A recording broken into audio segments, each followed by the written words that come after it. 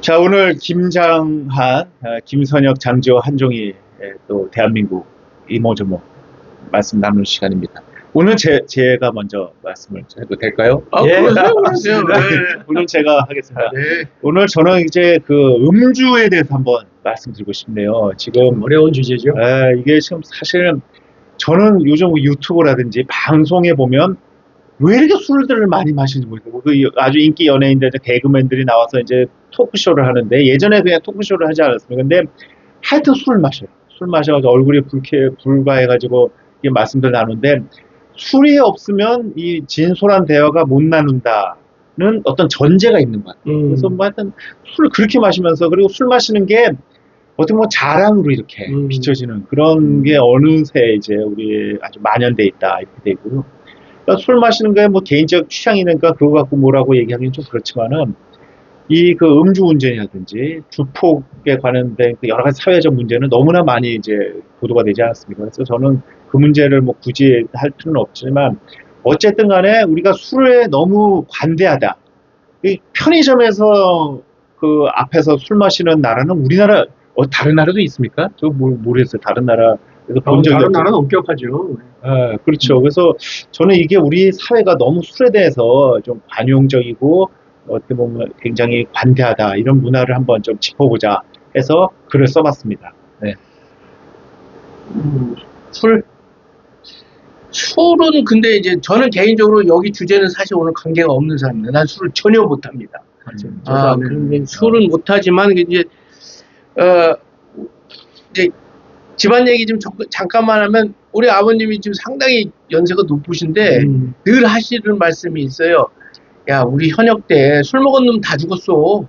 그렇습니다. 그만큼 이 술이라는 것은 그때 마시고 이렇게 즐겁게 지낼 때는 모르는데 이게 장기적으로 보면 좀 분명히 건강에는 분명히 영향을 미치는 것 같습니다. 그래서 좀 이렇게 자제하고 절제한다는 말이 어렵긴 하지만 어쨌든 조금 절주하는 것이 필요하지 않는가. 오래 살고 싶으시면 그렇습니다. 네.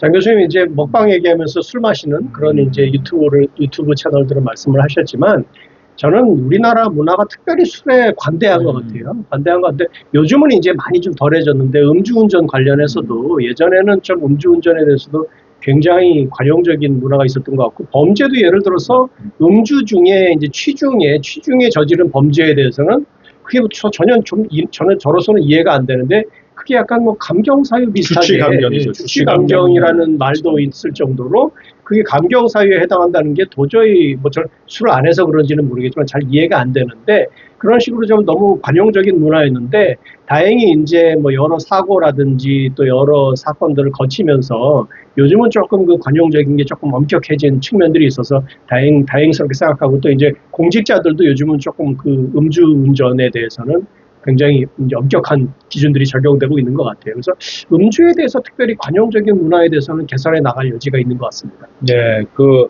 주치감경 문제는 정말 그 독특한 한국적 그 판단의 기준이 된 것 같아요. 그래서 그 자기가 제정신이 아니기 때문에 벌어지는 그 자기의 잘못이 감안해야 된다 한마디로 그렇게 하는 거예요. 사실은 그런 법이 어디 있습니까? 저는 그 참 이해가 안 되는 것 중에 하나고.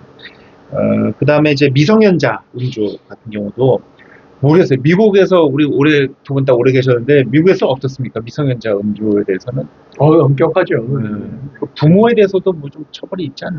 부모는 잘 모르겠습니다. 부모는 잘 모르겠는데 음주운전 뭐 굉장히 음주운전도 그렇고 그것도 미국도 마찬가지로 우리나라 마찬가지로 이 사고들을 겪으면서 이제 드라이빙하고 드링킹이 전혀 믹스하지 않는다는 그런 캠페인도 많이 사회적으로 벌어지고 그러면서 점점 더 엄격해졌던 것으로 기억합니다. 근데 조금 이제 뭐 이 자리에서 좀 얼핏 생각했는데 우리나라 왜 이렇게 음주에서 이렇게 관용적이고 그는 좀 연유를 따지자면 어디서부터 나온 것 같아요? 저는 그게 아무래도 사회 지도층의 그 행태하고도 관련이 있는 것 같아요. 그래서 옛날 아무래도 군사 정부 시절에 술 마시고 이런 거에 대한 어떤 그 뭐랄까 뭐 낭만이라고나 하는가 그렇게 이제 보여지기도 하고 그다음에 그 술로서 자리를 하는 것이 우위를 돈독히 하는 남성 중심의 어떤 문화 이런 것도 영향이 있지 않나. 저는 그게 봅니다. 그러니까 굉장히 그게 술에 관용적이고 또 술 주량이라고 그럴까요? 주량을 일종의 능력으로 여기는 그런 문화가 있었던 게 제가 뭐 밝히기는 좀 그렇지만 이제 이 대학의 학과 같은 경우도 어떤 학과 같은 경우는 술을 굉장히 잘 드시는 분들이 많이 계셔가지고 그게 이제 신임 교수 채용에까지 좀 너무 술을 못하면은 조금 좀 불리한 그런 경우도 제가 봤고요. 그래서 참 이게 이 여러 가지 조직 문화라 그럴까? 또 이제 보통 우리가 예전에 얘기할 적에 농담으로 그런 말을 했잖아요. 신문에 이제 뭐 새로운 분이 이제 임명이 되셨는데 뭐 조직 장악력이 세시다. 그 조직 장악력이라고 하는 거는 사실은 알고 보면 주량.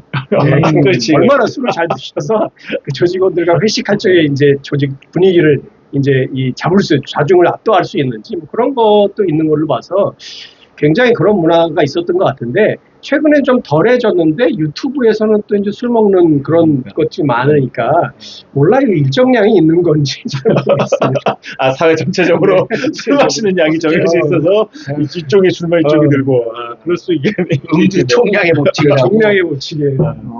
하여튼 근데 저는 모르겠어요. 다른 나라 방송에서 술 마시면서 방송을 진행한다든지 그러니까 이제 왜 그 나라도 뭐 술 마신 사람이 왜 없겠어요. 개인적으로 오죽하면 무슨 알코올 중독자들 모임도 있고 이러지 않습니까? 그만큼 이제 심각하는데 저는 근데 숨어 마시거든요. 다른 나라는 술 마시는 거를 이렇게 막 내세우고 이러지 않는데 우리는 술 마시는 거를 자랑으로 아무렇지 않게 생각하고 심지어 자랑으로 생각하고 그다음에 그걸 갖고 이제 굉장히 끈끈함에 어떤 척도로 보는 게 그게 이제 문제다 저는 생각하고 있습니다. 예, 오늘은 음주에 대해서 한번 말씀 나눠봤는데 어떻게 재밌게 들으셨는지 모르겠습니다. 재밌어 하실 겁니다. 알겠습니다. 오늘도 감사합니다. 네, 고맙습니다.